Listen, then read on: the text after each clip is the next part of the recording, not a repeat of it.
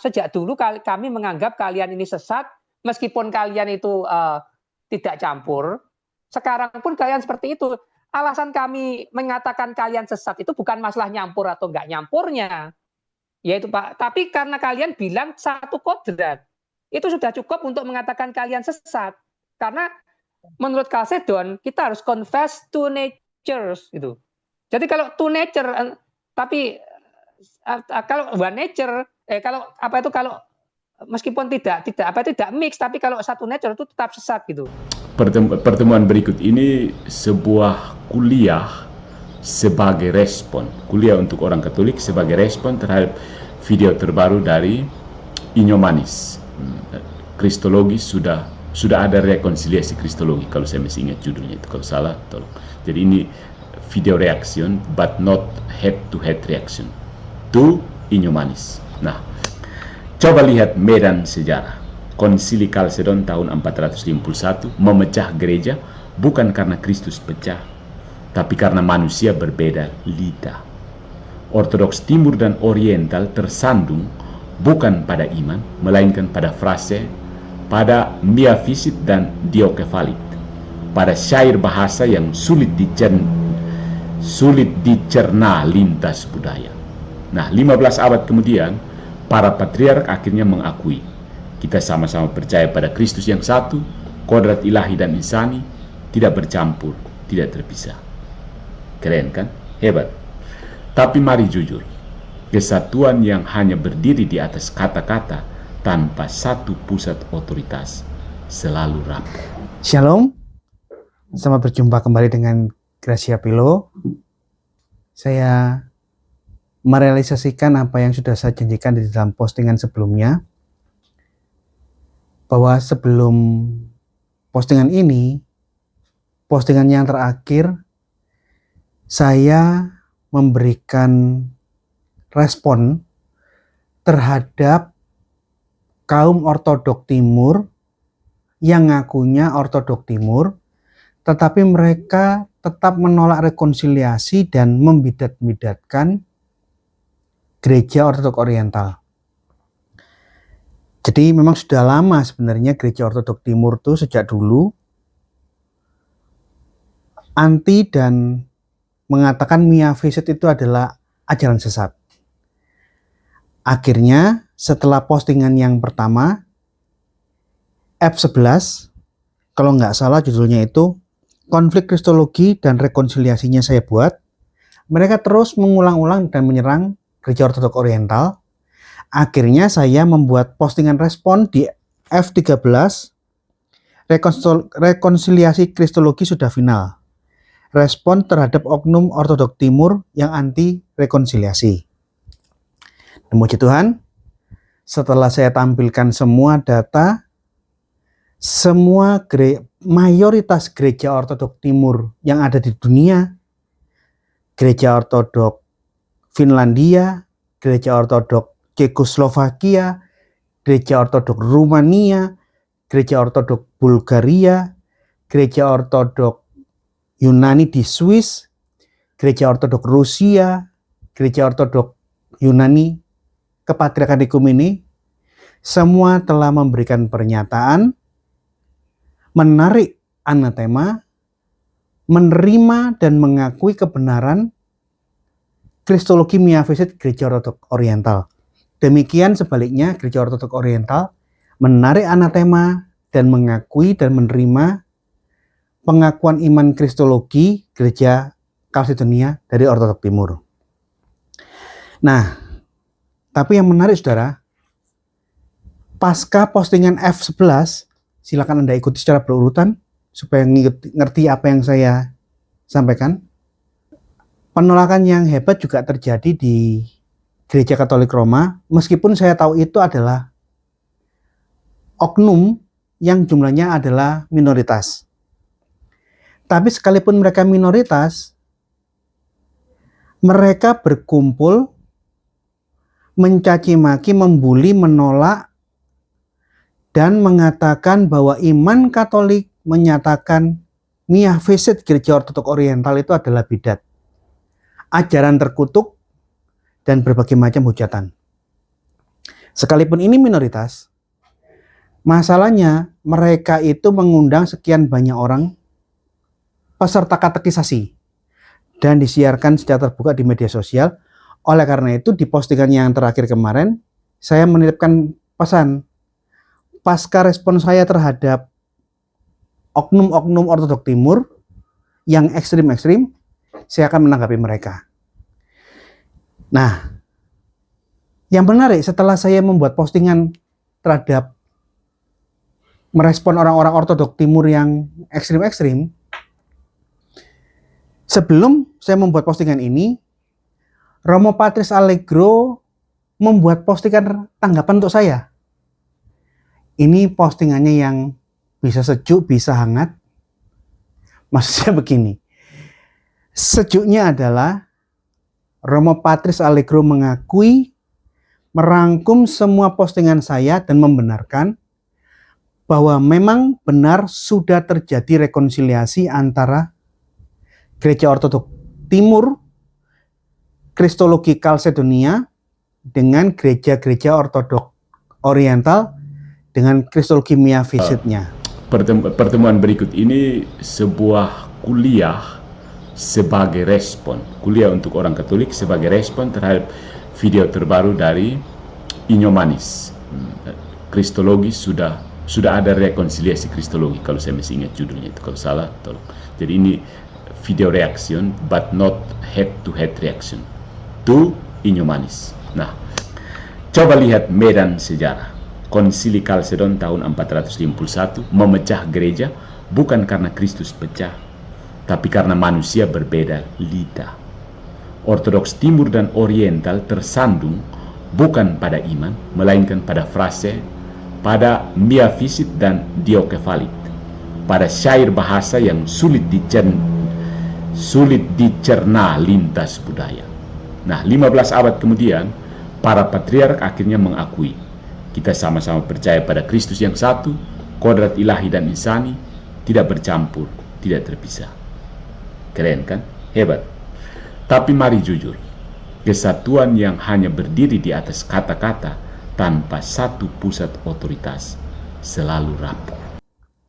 Dan Patris Allegro menyatakan secara eksplisit bahwa problem ini setelah diselidiki, diteliti oleh berbagai kepatriakan gereja-gereja kuno, disadari bahwa ada suatu ungkapan yang berbeda dalam narasi untuk maksud iman yang sama. Kesatuan yang hanya berdiri di atas kata-kata tanpa satu pusat otoritas selalu rapuh. Kita semua satu iman, hanya beda frase.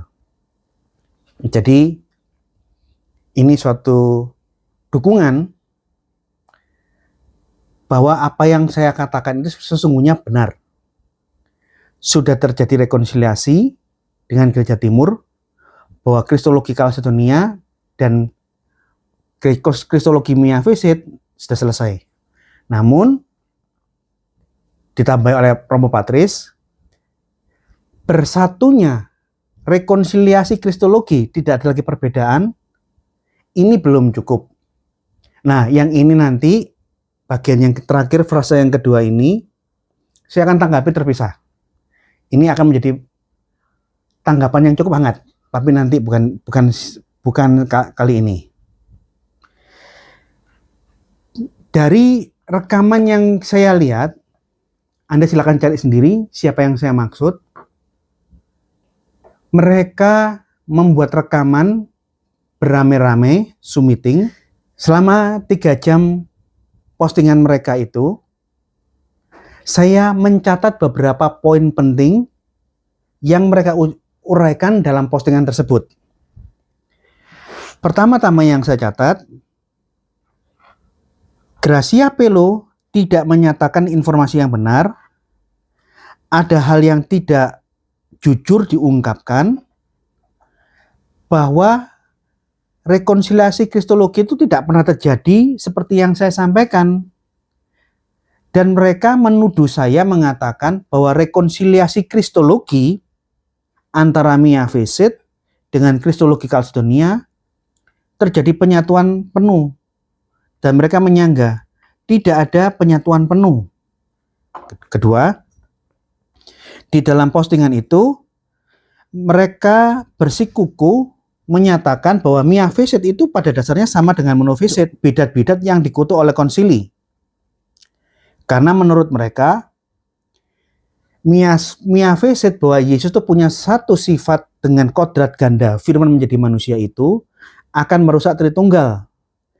Jadi saya ini bidat, gereja ortodok Koptik, gereja ortodok Syria, dan semua gereja ortodok Oriental ini tetap bidat menurut iman Katolik seperti dalam postingan mereka.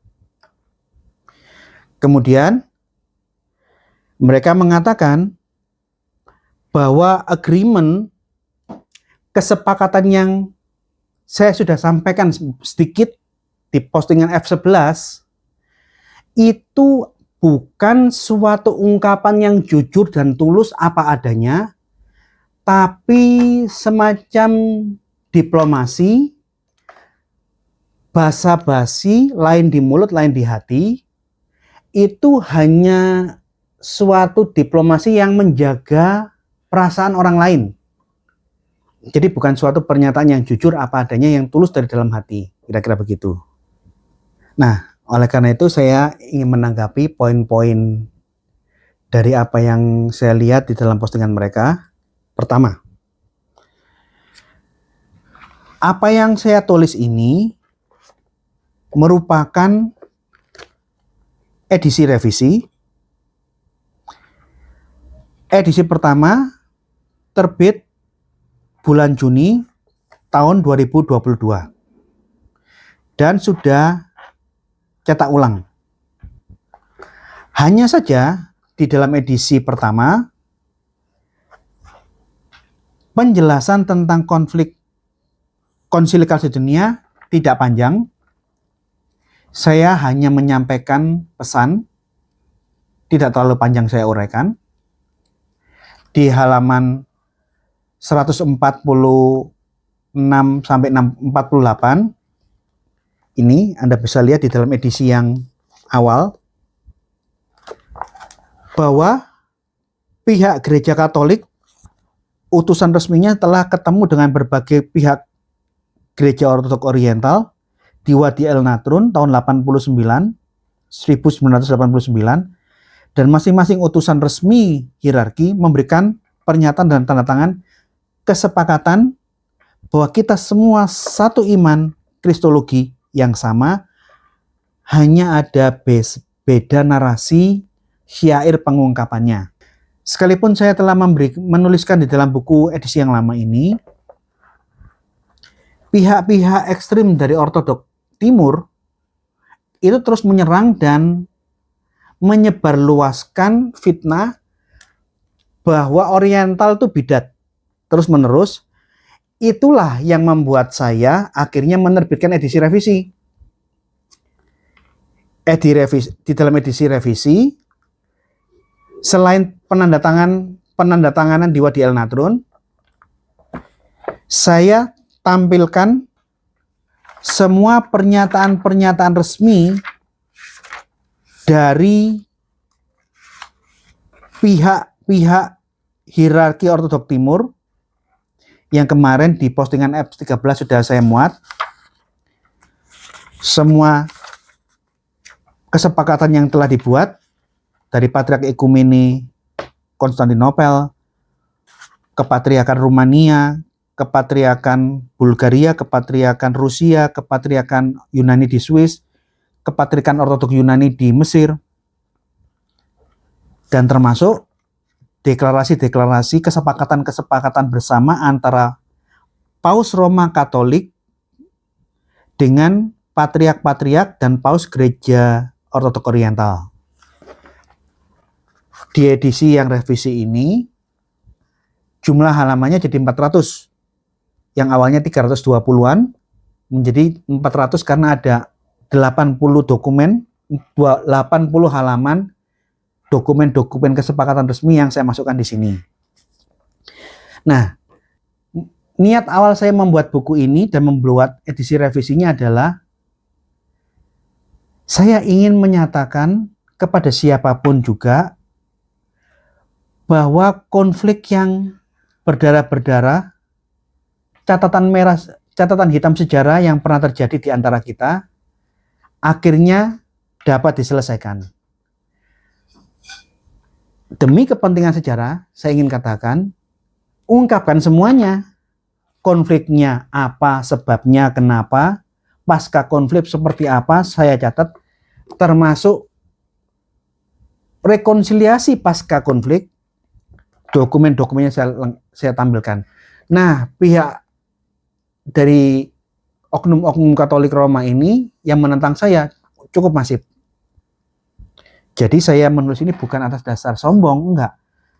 Didorong atas dasar sukacita bahwa kita yang selama ini saling berseteru akhirnya bisa duduk bersama dan bersalaman, saling meminta maaf, mengakui maaf. Aku salah paham dengan kamu, maaf, imanmu, iman kami, itu sama, hanya beda pengungkapan.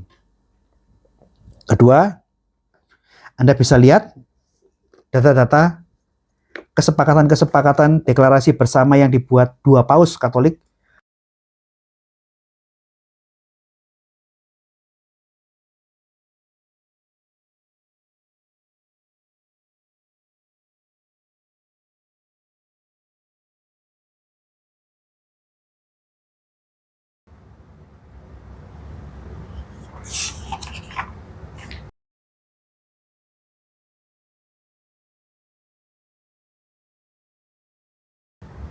Nih,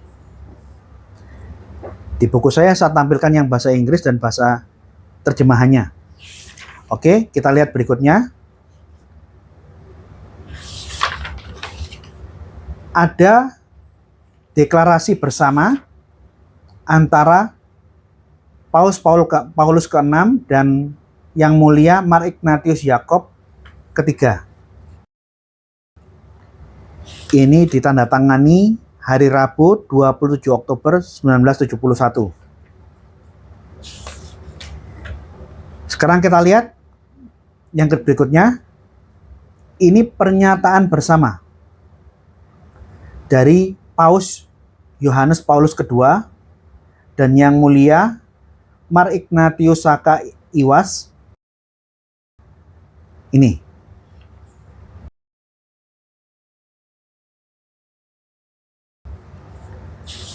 Ada 10 poin.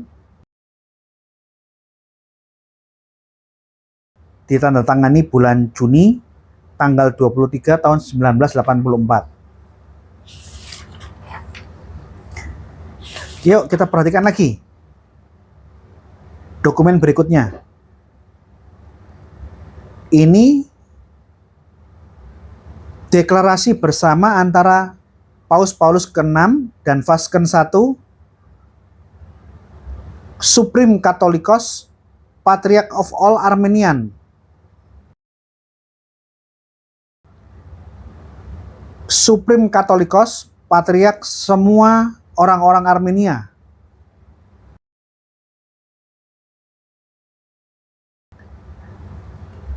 Vatikan 12 Mei 19 tahun 70. Nih dokumen-dokumennya. Sekarang kita lihat dokumen berikutnya. Deklarasi bersama Paus Yohanes Paulus II dengan Katholicos Karakin I.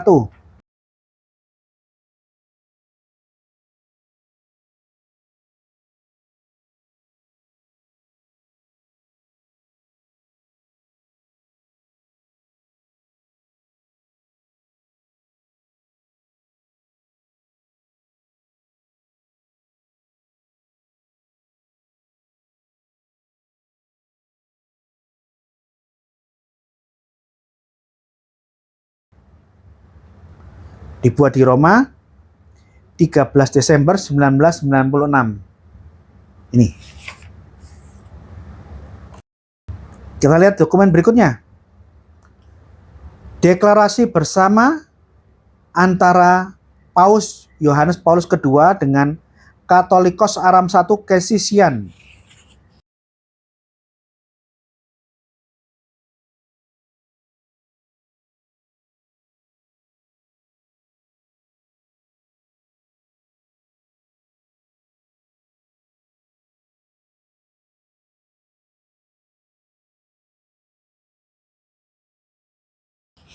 Ini, lihat, perhatikan supaya lebih detail. Anda bisa mempause, membaca semua gambar-gambar yang saya tampilkan di sini.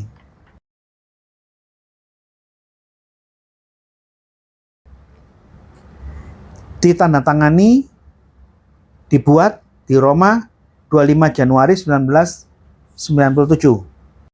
Paus Paulus ke-6 dan Paus Yohanes Paulus ke-2 dengan berbagai gereja. Nah, kemudian menanggapi tuduhan gereja kita ini tetap bidat, kita adalah ajaran yang terkutuk, Miafisit ajaran yang terkutuk, saya ingin menunjukkan fakta bahwa Paus Francis dari Gereja Katolik Roma melakukan agreement dengan Paus Tawadros kedua dari Gereja Koptik, bahwa kedua gereja ini membuat agreement pernyataan saling mengakui dan saling menerima baptisan masing-masing. Maksudnya apa?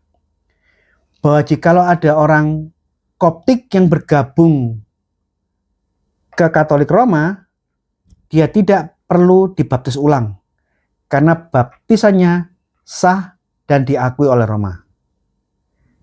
Demikian juga jikalau ada anggota jemaat Gereja Katolik Roma yang pindah ke Gereja Koptik Mesir yang Miafisit, baptisan Katolik Roma diakui sah dan tidak perlu dibaptis ulang.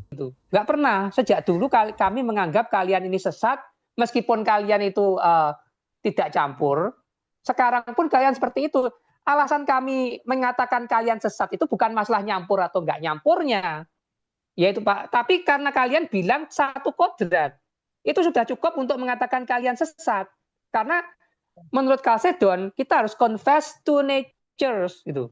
Jadi kalau two nature, tapi kalau one nature, kalau meskipun tidak mix, tapi kalau satu nature itu tetap sesat, gitu.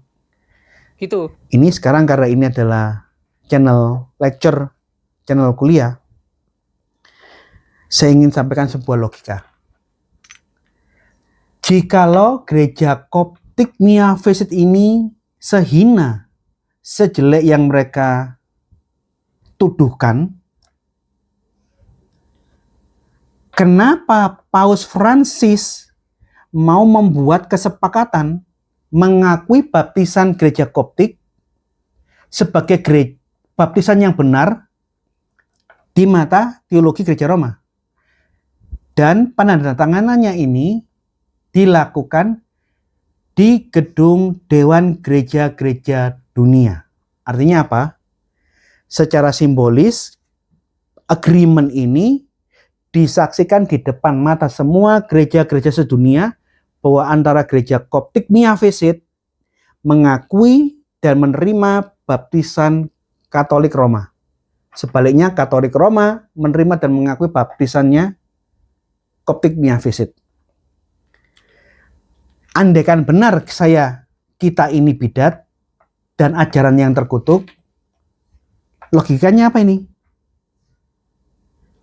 Setidaknya Paus Francis menerima dan mengakomodir kebidatan gereja kami.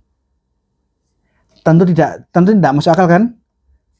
Menjadi masalah kalau dibahas secara logika. Di saat ada sekelompok orang menuduh kita ini pengikut ajaran terkutuk, bidat, di saat yang sama Paus Francis, pemimpin tertinggi gereja mereka, malah membuat kesepakatan saling menerima, saling mengakui baptisan masing-masing. Koptik pada umumnya dibaptis secara selam dalam rumusan Tritunggal Miafisit.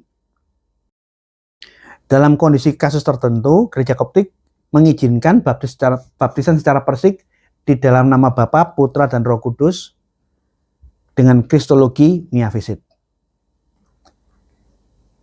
Kenapa gereja Katolik yang baptisannya persik bisa menerima kami dengan sepenuhnya? Ini menjadi himbauan buat kalian yang ekstrim-ekstrim untuk tolong lebih tenang dan jangan emosi.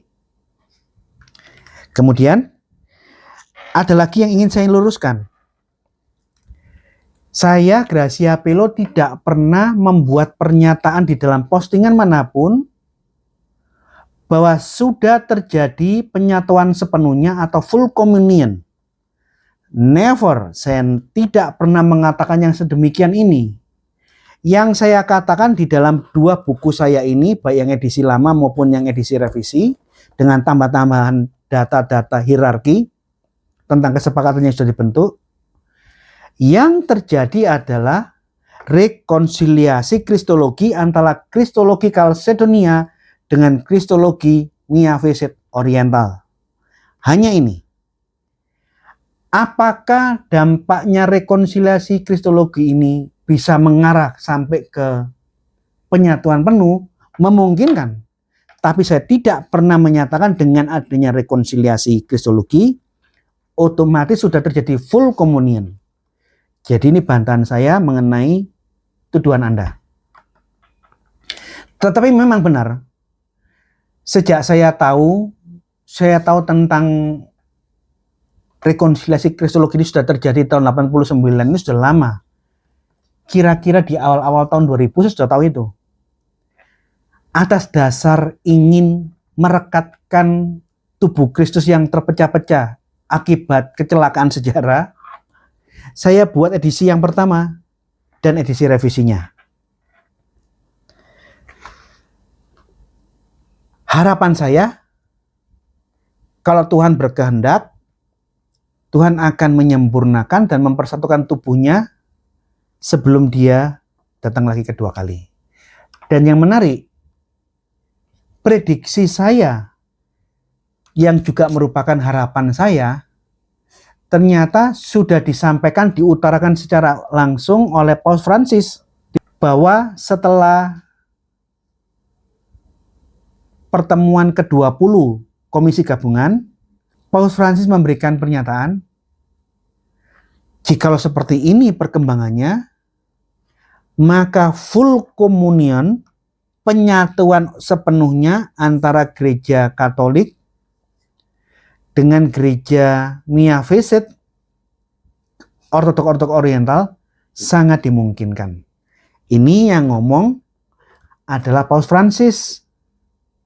Saya hanya memprediksi dan mengharapkan semoga mengarah ke situ.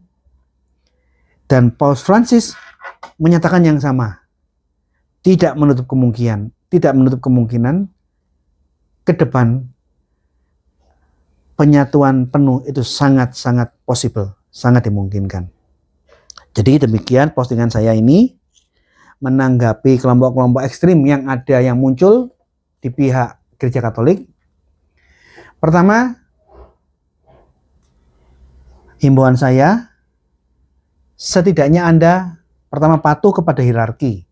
Apa yang sudah dikerjakan oleh para teolog, para imam, uskup, utusan resmi Tata Suci Vatikan di dalam tim gabungan, kita apresiasi. Kenapa perdamaian yang terjadi ini saya tanggapi secara positif dan saya bersukacita? Kenapa kalian menanggapinya secara negatif dan dengan emosi, menuduh, mencaci maki, dan menolak apapun yang saya sampaikan? Sekarang saya sudah sampaikan semua data secara terbuka lebih detail dengan dokumen-dokumen yang baru bahwa Gereja Koptik Miaphesit membuat agreement baptisan dengan Gereja Roma, saling menerima dan saling mengakui. Dan pernyataan Paus Francis yang terakhir bahwa penyatuan penuh sangat-sangat dimungkinkan. Kiranya dengan postingan ini kita semua bisa memandang sesama tubuh Kristus yang dalam satu iman, ortodoksi yang sama, bisa bergandengan tangan, Anda dengan saya sama-sama menyatukan diri, bekerja di ladang Tuhan sampai Tuhan datang kedua kali. Terima kasih.